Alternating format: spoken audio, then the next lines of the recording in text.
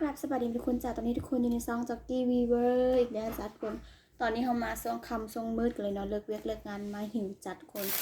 ไปซื้อยำจีนมาแต่ว่ายำจีนฮะนี่แบบว่า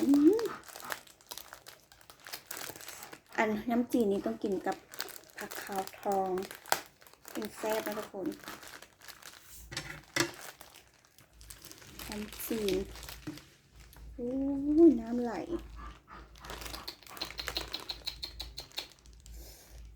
ปัดโทคนขีดหนึ่งนะ15,000อันนี้4 ขีดทุกคน4 ขีดกับประมาณ150 บาทมาเลยเนี่ยก็จะมีโยมีตับมีตีนไก่กรุบมาจะทุกคนมากินต่อเรากี่มุมบ่ได้อยากมือนิดนึงวันนี้เห็นขับบ่นี่ยำจีนแล้วกินกับผักขาวทองจังแซ่บทุกคน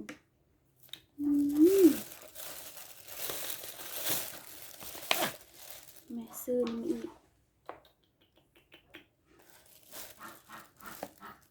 อยากบอกว่าพี่น้องไม้นะคุณมันยาวให้ยาวคุณนะมันยาวซ้ำกับแขนซอกกันตัวนี้ทุกคนซื้อมาอยู่6 ไม้ทุกคนมาลงมือกินกันเลยยำจีนกับลูกชิ้น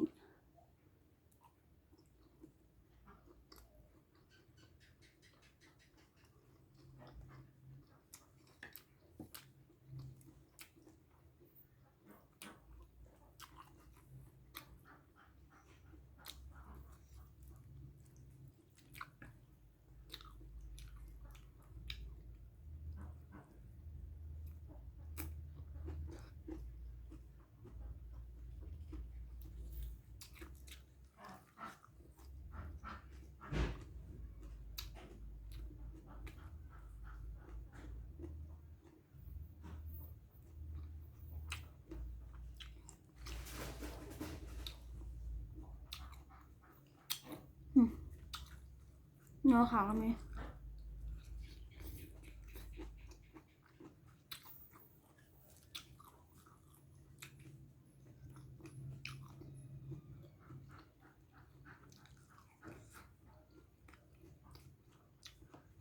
เนื้อขาวจะเป็นพี่น้องชาวไทยกะพาคิริว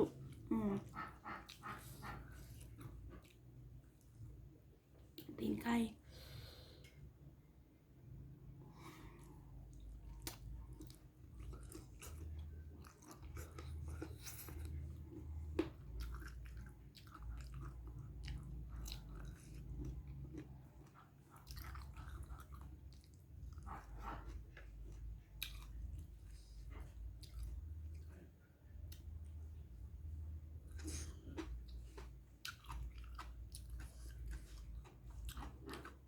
มีขึ้นหอยนา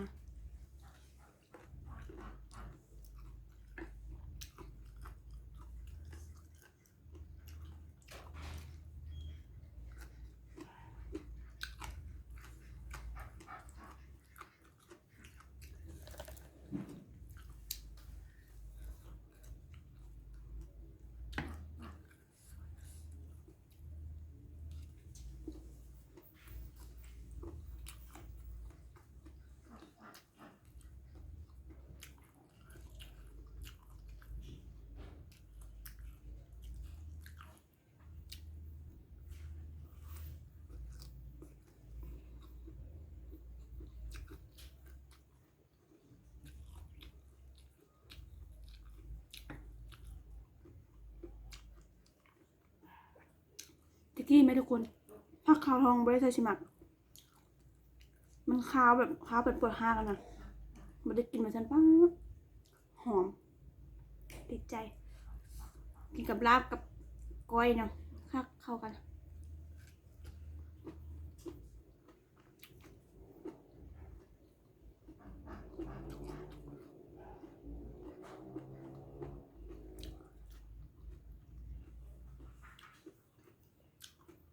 แดงครึ่งเลย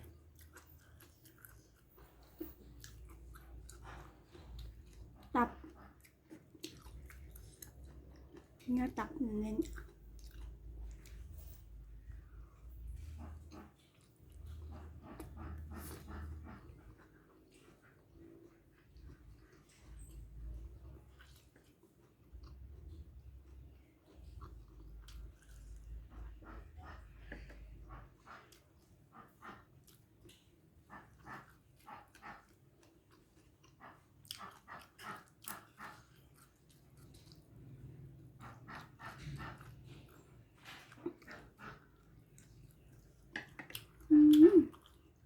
เผ็ดขนาด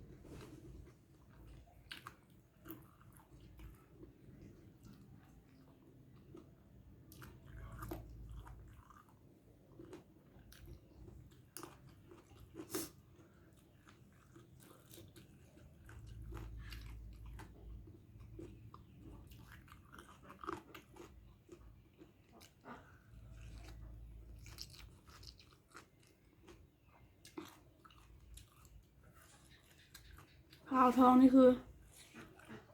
เก็บมาจากสวนหลังบ้านพอมามัก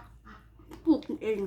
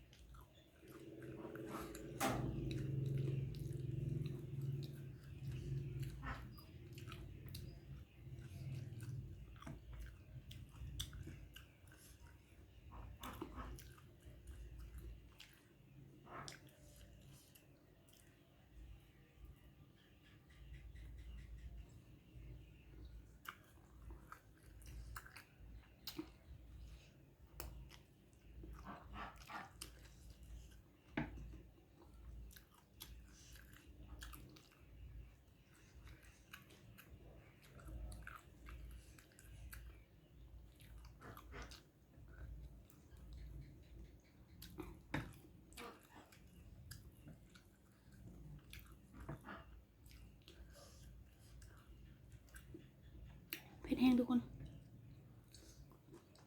ทั้งแซ่บทั้งแซ่บทั้งเผ็ด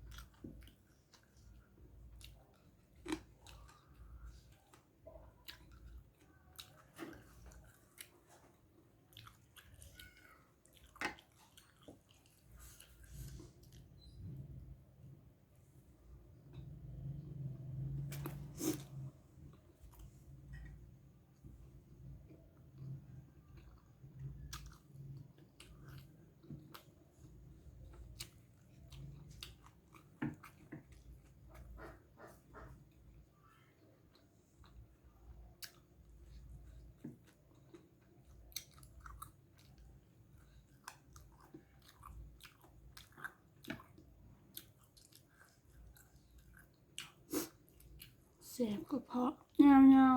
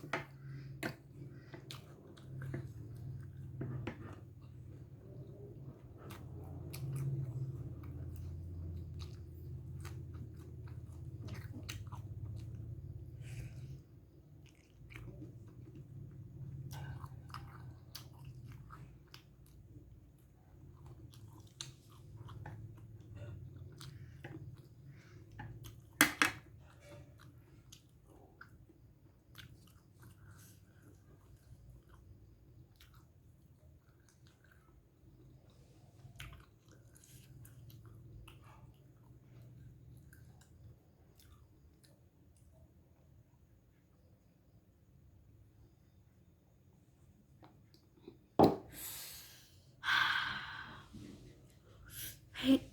คนเอ้ยให้เบิ่งไกลๆน้ำมันแดงค่ะทุกคนมันแดงแบบบ่ค่อยว่าเลยสาธุอิ่มค่ะอิ่มเนี่ยเหลือ3 ไม้กินบ่หมดทุกคนมันอิ่มตีนไก่เกายั่วๆพอละอิ่มแล้วจ้ะไว้มื้อหน้าส่งให้แซ่บๆมาสู่ทุกคนกินสำหรับคลิปนี้ขอตัวลาไปก่อนนะพบกันใหม่ในคลิปหน้าจ้าไปก่อนบ๊ายบาย